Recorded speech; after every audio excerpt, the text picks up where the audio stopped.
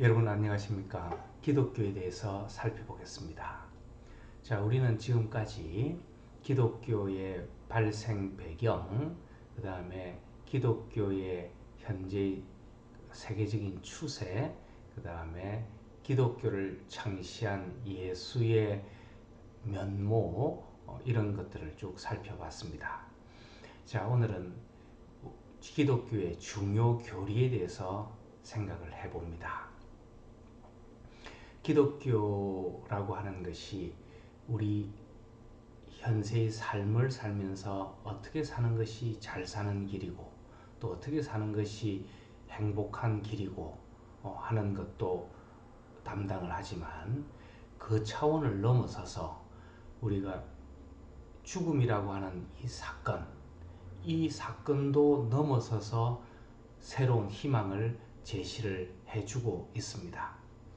자, 그래서 기독교의 가장 핵심되는 화두 하나를 말해보라 그러면 여러 가지 사랑도 있고 또 여러 가지가 있겠습니다만은 그 중에서 죽음이라고 하는 단어도 중요한 핵심 단어 중에 하나일 겁니다.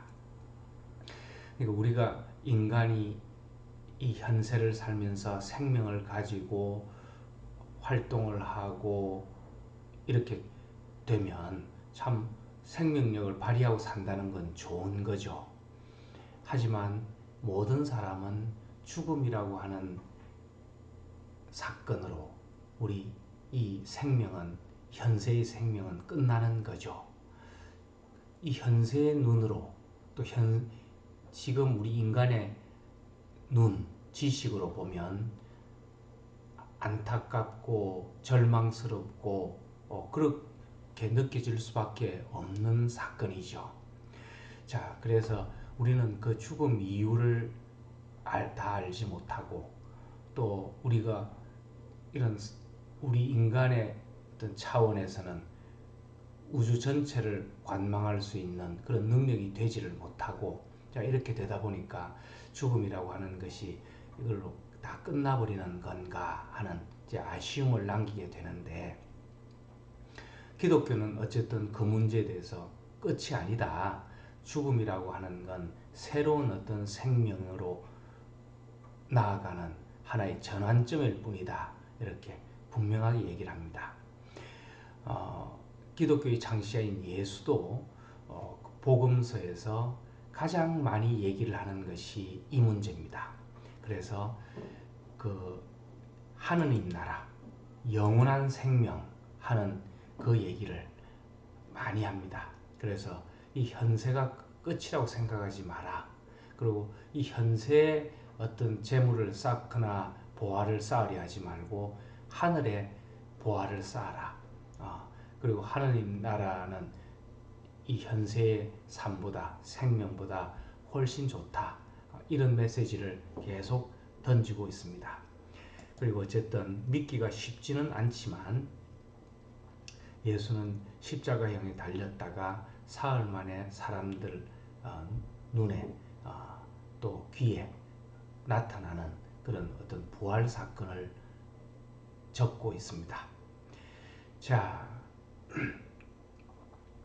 이런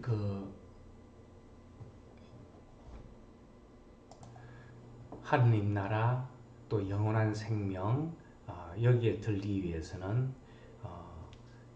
예수가 얘기한 그런 어떤 삶의 지침 또 그 믿음 이런 것들을 가지고 현세의 생활을 하면 된다 하는 거죠.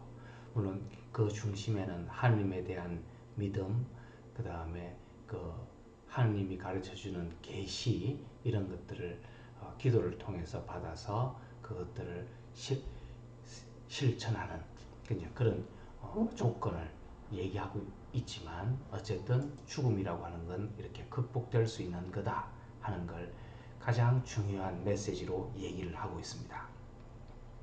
자, 그런 것들을 좀 보면 믿는 사람은 누구나 사람의 아들 안에서 영원한 생명을 누리게 하려 하는 것이다. 이런 얘기를 했고요. 그 다음에 하늘나라, 하느님 나라 영원한 생명에 대한 비유를 계속 얘기합니다. 하느님 나라는 겨자씨와 같다. 그래서 지금은 작지만 나중에는 그 겨자씨가 자라서 나무가 되면 키도 훨씬 커지고 새들이 보금자리를 틀 정도로 큰 나무가 된다. 이런 비유도 했습니다. 누룩, 조금만 빵에 넣어도 크게 부풀리는 그런 어떤 그 나라. 그 다음에 보물이 묻힌 밭. 당신이 어떤 밭 지나다가 밭에 보물이 묻혀 있는 걸 알면 어떻게 하겠느냐? 다시 돌아가서 돈을 가지고 와서 이 밭을 사지 않겠느냐? 그런 것처럼 그 하늘나라라고 하는 보물이 있음을 알면 어떤 희생을 치르더라도 어떤 길을 가더라도 그 나라를 취하지 않겠느냐 하는 그런 하느님 나라, 영원한 생명, 이 중요성을 계속 강조하고 있는 거죠. 그런 의미에서 현세에서 모든 가치를 두고 여기서만 누리면 된다 하는 것들, 그런 생각들에 대해서도 잘못됐다고 얘기를 합니다. 즉 나는 여기서 많은 재물을 쌓아서 곡간을 여러 개 만들어서 쌓아두면 지금부터는 그 재물을 가지고 누리고 아주 풍요롭게 살면 되지 않겠느냐 이렇게 생각하는 사람들이 있는데 그렇지 않다는 거죠. 네 목숨이 있을 때 그런 누림도 가능한 거지. 그 목숨은 오늘 밤에도 하느님은 앗아갈 수 있다. 그러니까 현세 어떤 그 재산이나 명예나 권세를 쌓아놓는 것이 무슨 의미가 있겠느냐, 어리석은 일일 수 있다 하는 걸 얘기를 하는 거죠. 그 다음에 이런 말도 합니다. 우리가 진짜로 두려워할 거는 이 현세의 어떤 권력이나 이런 것들이 아니고 나를 죽일 수 있는 사람을 두려워하지 말고 내 영혼마저 말살할 수 있는 그런 사람, 저 하느님이죠. 이런 분을 두려워하라.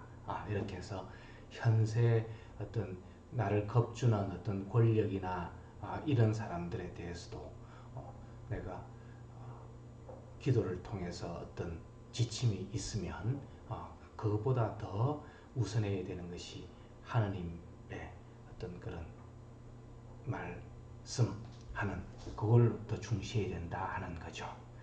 그리고 직접적으로 너희는 자신을 위해 보물을 땅에 쌓아두지 말고 하늘에 보물을 쌓아라. 거기에는 좀도 녹도 없어서 그걸 망가뜨리지 않는다.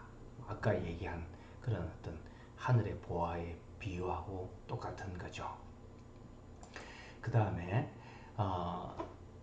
이런 말도 있습니다. 지금은 우리가 그 천국이라고 하는 것이 희미하게 보이지만 나중에는 명확하게 보게 될 거다. 자, 이 사도 바울이 쓴 편지 중에 이런 표현이 나오는 거죠. 그러니까 이 말은 이제 이런 거죠. 우리가 죽고 난 다음에 그런 천국, 지옥, 연옥 이런 게 있을까 없을까 이런 이제 우리 의문을 가져볼 거 아니겠습니까? 그거는 아무리 열심히 기도하고 크리스찬 중에 크리스찬이 하더라도 나는 100% 믿는다 이런 사람은 아마 세상에 없지 않을까 싶습니다. 우리 불완전한 인간의 어떤 눈으로 지식으로 접근을 하게 되면 그거는 의문스러울 수밖에 없는 거죠. 더더욱더 어떤 하느님을 믿지 않는다든지 이런 경우에는 더 그 부분을 이제 믿기가 어려운 거죠. 그런데 이제 김수환 추경이 이런 얘기를 했습니다. 우리가 죽고 난 다음에 천국과 지옥이 있다 이걸 믿기도 어렵지만 또 어떻게 보면 죽고 난 다음에 아무것도 없다 이것도 믿기 어렵기는 마찬가지다 이런 얘기를 했습니다. 그러니까 우리가 죽음이라고 하는 사건은 다른 사건과는 달리 경험해 볼 수 있는 것이 아니거든요. 그러다 보니까 그 이후에 세계가 어떻게 펼쳐질지는 사실은 이제 아무도 모르는 거죠. 어, 그렇지만 어쨌든 우리가 이 기독교에서는 어렴풋하게는 알 수 있다 이렇게 얘기하는 거죠. 어떤 방법으로? 그냥 기도로 알 수 있는 거죠.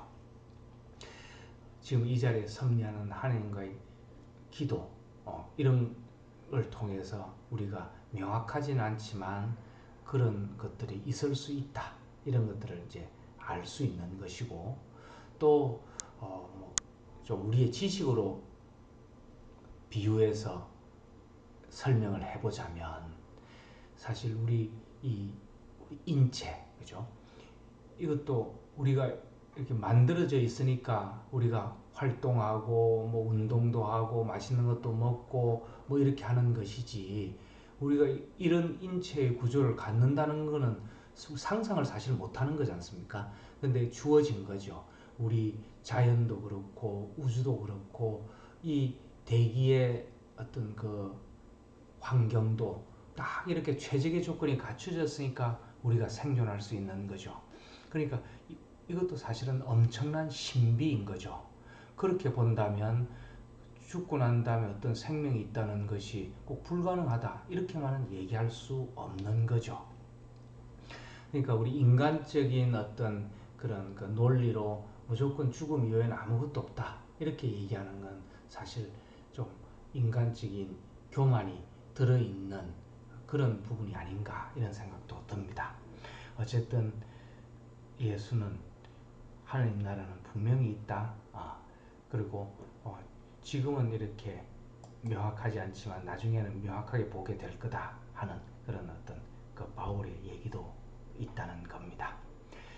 자, 그 다음에 우리가 현세를 살면서 어떤 좋은 일을 하고 뭐 친구를 도와주고 어려운 사람을 도와주고 또 억울한 일을 당하고 뭐 그러지 않습니까? 거기에 대해서 예수는 이렇게 얘기합니다. 그런 것들을 다 현세에서 보상받으려고 하지 마라. 하느님이 보시고 지금도 보고 계시니까 나중에 하늘나라에서 다 보상이 이루어질 거다. 자, 이런 의미에서 보면 우리가 뭔가를 좀 잘하고 현세에서 박수받고 다 보상을 받는 게 오히려 기독교적인 입장에서 보면 꼭 좋은 것만은 아닌 거죠. 하늘의 보화를 쌓는 뭔가를 좀 남겨두는 게 좋은 거죠. 그러니까 내가 좋은 일을 하고 남이 알아주지 않는 그런 일을 했을 때 다 박수받지 못하고 아무도 알아주지 않더라도 그냥 하늘 보면서 하늘은 알아주겠지 이렇게 하고 마음의 어떤 그 풍성한 마음 또 보람찬 마음 또 뿌듯한 마음 이걸 가지고 살아가는 것도 행복한 거죠. 자, 그런 의미에서 이 하느님 나라 영원한 생명이라고 하는 메시지를 던져준 거는 어쨌든 인간에게 큰 희망을 일단 제시를 해준 것이다 이렇게 얘기할 수 있겠습니다. 자, 두 번째 그 기독교에서 얘기하는 것이 사랑입니다. 우리 예수의 명모에서도 얘기했지만 가장 중요한 것이 사랑하라는 거죠. 기독교의 두 가지 계명을 예수가 얘기했는데 하나는 뭐죠? 하느님 사랑, 이 창조주인 하느님을 사랑해라. 두 번째, 네 이웃을 사랑해라. 내 몸과 마음과 영혼을 다해서 내 이웃을 너 자신처럼 사랑해라. 또 그렇게 또 하느님을 사랑해라. 이게 2대 계명이다. 이렇게 얘기할 수 있습니다. 자, 그리고 이제 그 이런 사랑을 얘기한 거는 또 다른 의미에서 보면 여러분 이 사랑이라고 하는 게 어떤 의미일까요? 우리가 give and take라 그러지 않습니까? give and take가 되면 사실은 어떻게 보면 사랑은 아닌 거죠. 그냥 내가 반 주고 반 받는 거니까 사랑은 그냥 100%다 주는 겁니다. 당신이 어떻게 하든지 나는 당신을 사랑하겠다. 뭐 이게 이제 진정한 사랑이지 않습니까? 물론 인간이 그걸 다 실천한다는 것은 불가능에 가까운 거지만 어쨌든 사랑이라고 하는 그런 단어는 그런 말의 의미는 주고받는 게 아니라는 거죠. 그 얘기는 다시 얘기하면 뭐죠? 우리가 이 현세를 살면서 우리가 이제 빠지기 쉬운 그뭐 오류라 그럴까요? 또는 함정이라 그럴까요? 그것이 뭐냐? 정의다, 뭐 또 공정이다, 옳고 그름이다, 경우가 바르다 뭐 이런 건데 그게 잘못됐다는 게 아니고요. 그런 것들도 분명히 있죠. 근데 사람 사이에 경우를 너무 따지고 옳고 그름을 너무 따지고 이것이 정의냐 이게 아니냐 이러면은 사랑을 할 수가 없는 거죠. 그래서 영화 미션이라는 영화의 한 대목 중에 이런 게 나옵니다. 정의를 너무 앞세우면 사랑은 설 자리가 없다. 뭐 이런 표현이 나오는데 그죠? 우리는 꼭 저 사람이 옳아서 사랑해주고 배려해주고 위해주고 하는 것이 아니고 그냥 사람이기 때문에 그렇게 하라 하는 거죠. 상당히 어떻게 보면 이해가 안 되는데 불공정한 거지 않습니까? 그런데도 그렇게 얘기하는 거죠. 이거는 예수의 얘기만이 아니고 대부분의 성인들이 다 그렇게 얘기하는 거죠. 석가도 그렇고 소크라테스도 그렇고 어느 성인들이나 그렇게 얘기하지 옳고 그름을 따져라 시시비비를 따져라 이렇게 얘기하는 성인은 거의 없는 것 같습니다. 자, 그래서 이런 이 정의라고 하는 걸 앞세우면 사실은 우리는 옳고 그름을 따져서 얘기하면 나는 딱 중간에 서서 공정한 것 같아도 인간은 좀 이기적이거든요. 그러니까 사실은 그 얘기를 할 때 벌써 내 이기심, 나의 욕심이 조금 들어가는 겁니다. 그럼 저쪽에서도 욕심이 좀 들어와서 얘기를 할 거 아니겠습니까? 그럼 이제 싸움이 되는 거죠. 그렇게 되니까 그렇게 하지 말고 그냥 100% 사랑한다고 마음 먹고 하라 이런 얘기죠. 참 쉬운 얘기는 아닌데 살아보면 그렇게 마음 먹고 살아갈 때 좀 분쟁이 없어지고 그죠? 그것이 나에게도 좀 평화로운 길이고 다른 사람과 이렇게 잘 살아갈 수 있는 길이다 이런 생각이 듭니다. 그러면 또 한편 그럼 정의나 공정이나 뭐 이런 거는 뭐 전혀 없다는 건가? 그렇지는 않죠. 그래도 살아가는 전체적인 제도가 있고 원리가 있기 때문에 그것이 이제 보장은 되고 또 정의라고 하는 것이 과연 어떤 것인지 이런 것들이 또 논해질 수 있는 건데 오늘은 지금 이 얘기를 하는 그런 장이 아니니까 이 정도로 하고 다음에 기회 될 때 정의와 사랑의 어떤 문제를 한번 우리가 생각해 볼 수 있으면 좋겠습니다.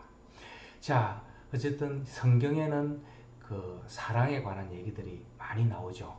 우리가 잘 아는 사랑은 오래 참습니다 하는 사랑장이라고 하는 성경이 있거든요. 그게 고린도 1서 13장에 나오는데 사랑이 없으면 아무것도 아닙니다 하는 그 얘기가 이제 여기서 나옵니다. 그래서 아무리 천사의 말을 하고 아무리 하나님의 뜻을 알고 올바른 얘기를 하고 똑똑한 얘기를 해도 그 속에 사랑이 빠져 있으면 아무런 의미가 없다 그런 얘기입니다.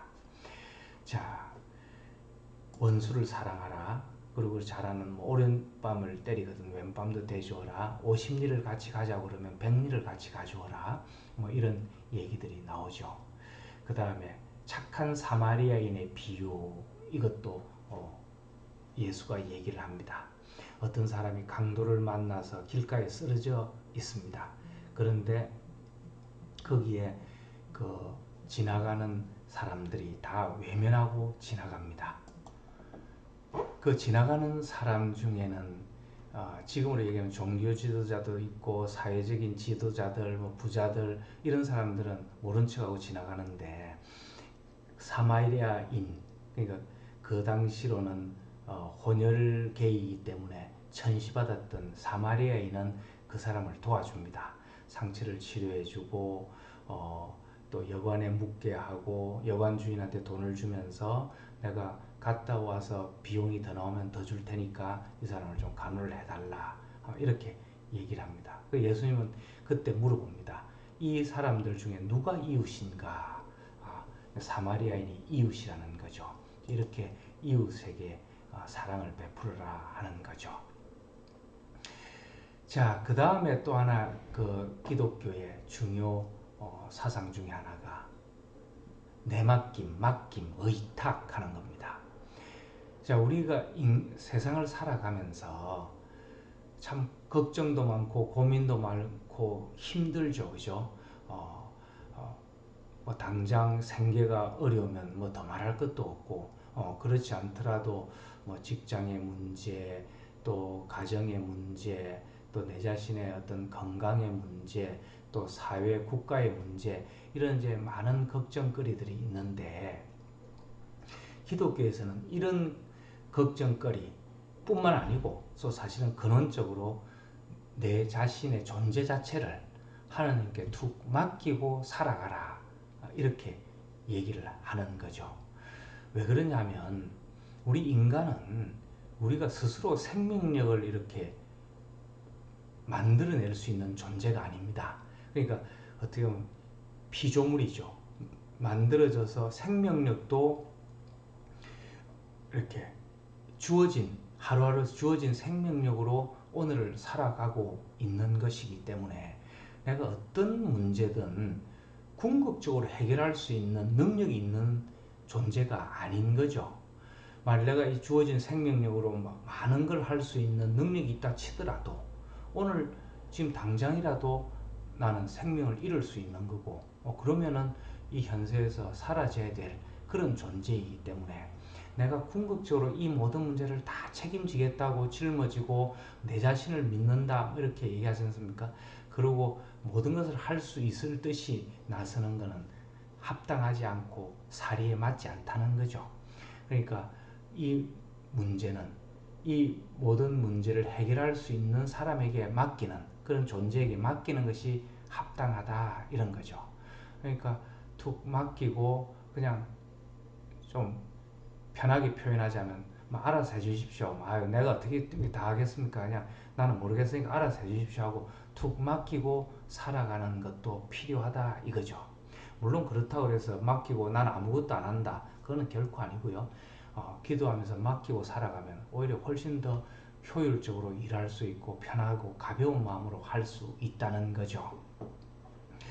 자, 이런 얘기들이 이제 성경에도 많이 나오는데, 내일 걱정은 내일 해라. 그날 고생은 그날로 충분하다. 뭐 이런 얘기도 하고요.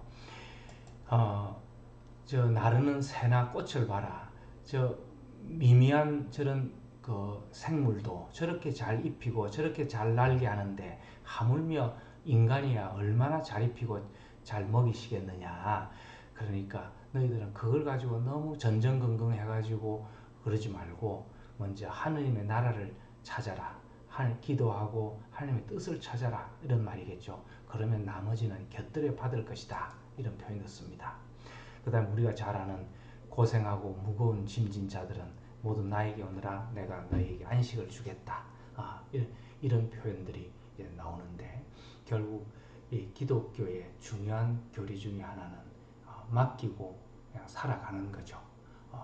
그렇게 했을 때 우리는 그냥 내가 할 수 있는 눈앞에 있는 최선을 다해서 살다 보면 점점 길이 열리고 희망이 열린다는 거죠. 마지막으로 여기에 관련해서 하나의 우화라 그럴까요? 예를 하나 들어보면, 예전에 이제 뭐 예전이 아니고 이제 예를 하나 들어보면, 한 소년이 길을 가는데 머리에 이고 손에 들고 등에 짐을 지고 어렵게 힘들게 저 멀 마을까지 가야 됩니다. 그렇게 가는데 뒤에 소달구지가 이렇게 덜컹덜컹 오면서 그 소달구지 그 끄는 주인이 얘야 여기 타라. 그럼 내가 저 마을까지 데려다 주겠다. 이렇게 하니까 소년이 당연히 좋죠, 그죠? 그래서 소달구지를 타고 머리에 인 것도 내리고 짊어진 것도 내리고 손에 든 것도 다 내리고 이제 편안하게 집더미 위에서 하늘 보고 가고 있습니다. 그러다가 문득 소를 보니까 소가 힘들게 이렇게 걸어가고 있는 것처럼 느껴집니다.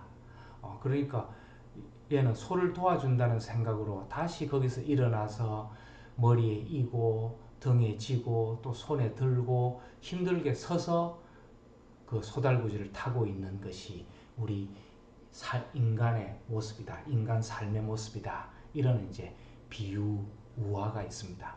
이 얘기는 뭐죠? 우리는 그 짐을 내려놓거나 누워 있거나 또 그 짐을 지고 있거나 소에게 주어지는 힘은 사실은 똑같은 거죠. 부담은 똑같은 거죠. 그럼에도 불구하고 우리는 괜히 그죠? 우리가 힘들게 그렇게 살아가고 있는 거다. 뭐 이런 비유입니다. 그래서 우리가 궁극적인 어떤 그런 걱정이나 이런 것들은 좀 하나님께 맡기고 우리는 내가 눈앞에 있는 최선을 다하는 그런 자세 이런 것들이 필요하다 이런 의미입니다. 오늘은 여기까지 하겠습니다.